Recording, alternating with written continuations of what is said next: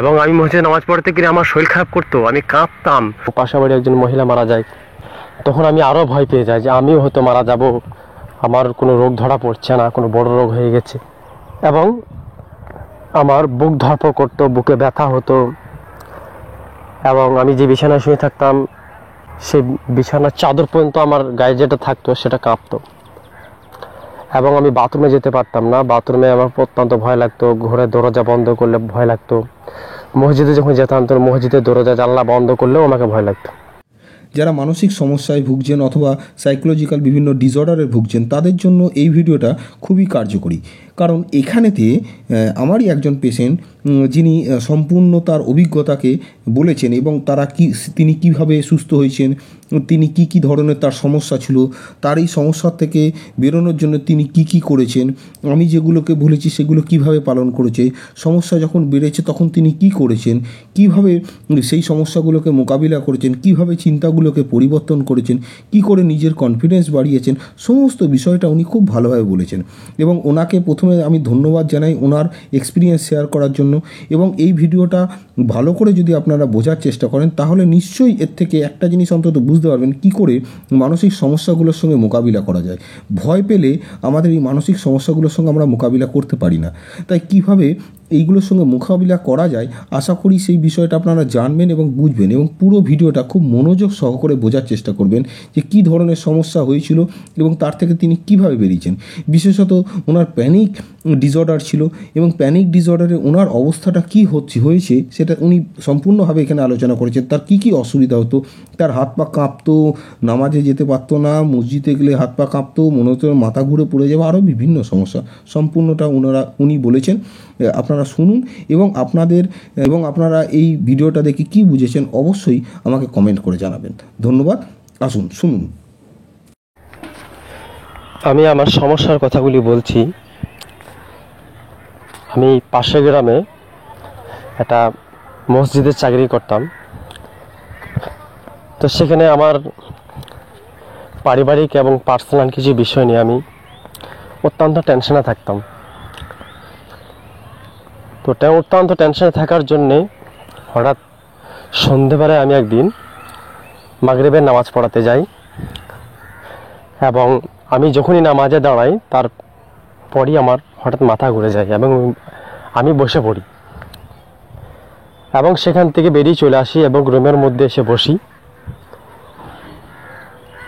রুমে কিন্তু আমার পেটের ভেতরটা ম্যাকচিকরের মতো হয় এবং আমি কাঁপতে শুরু করি এবং আমি অত্যন্ত ভয় পেয়ে যাই যে আমি হয়তো মারা যাব, ছেলেদের মুখ দেখতে পাবো না, স্ত্রীর মুখ দেখতে হয়তো আর পাবো না।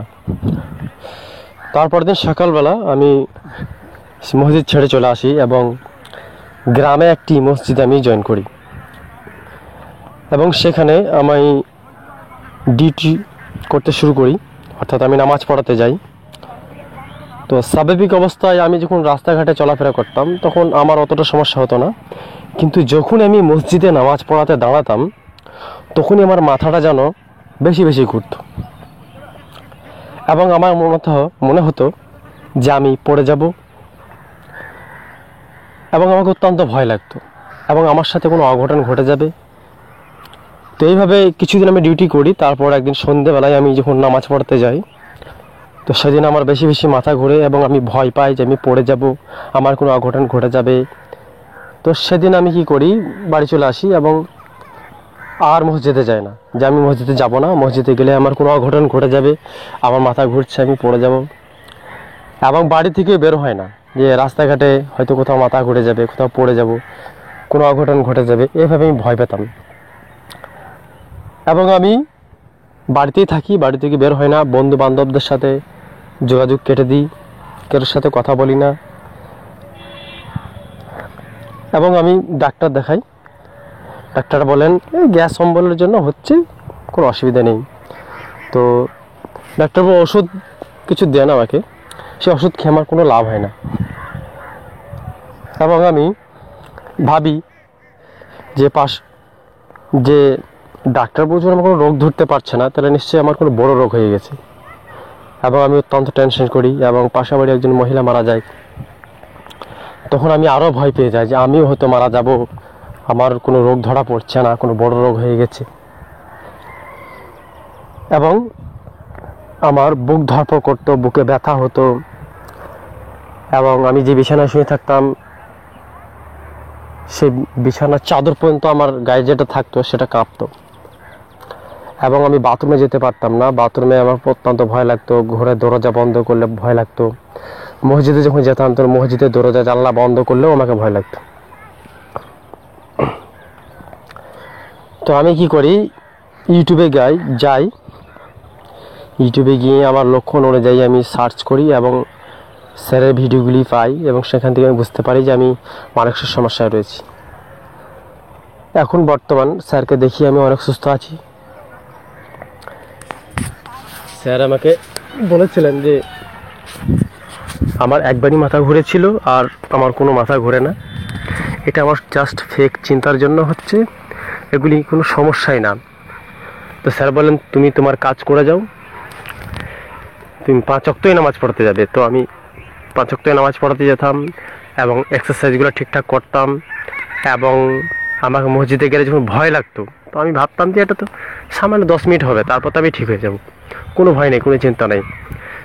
এবং আমি মসজিদে নামাজ পড়তে গেলে আমার শরীর খারাপ করতো, আমি কাঁপতাম, তবে কিন্তু যাতায়াত বন্ধ করিনি, যে আমাকে ভয়ের সাথে লড়তে হবে। আজকে আমি যদি না লড়ি এবং আমি এখান থেকে যে পিছু হটে যাই, তাহলে আমি কিন্তু আর বাড়ি থেকে বেরোতে পারবো না, আরও সমস্যায় পড়ে যাব। তো যেনারা এসব সমস্যায় ভুগছেন, মানসিক প্রবলেমে যেনারা আছেন, তাদেরকে বলবো আপনারা ভয় পাবেন না, চিন্তিত হবেন না। আপনারা যে কোনো সাইকিয়াট্রিস্ট কিংবা কোনো হোমিওপ্যাথি ফিজিশিয়ানের কাছে যান, আপনারা দেখাইলেই ঠিক হয়ে যাবেন। এই সমস্যা থেকে বেরোনোটা খুব একটা কঠিন বিষয় না। আমিও অনেকটা সুস্থ হয়ে গেছি, আমি যে সমস্যা থেকে বেরিয়ে এসেছি, আপনারাও আমার মতো একটু চেষ্টা করুন, মনটাকে একটু শক্ত করুন, দেখবেন আপনারাও এই সমস্যা থেকে বেরিয়ে আসবেন। আর যদি এই বিষয়টাকে আপনারা চেপে রেখে দেন, তাহলে কিন্তু আপনাদের এই সমস্যাগুলি বেড়ে যাবে, আরও বেড়ে যাবে।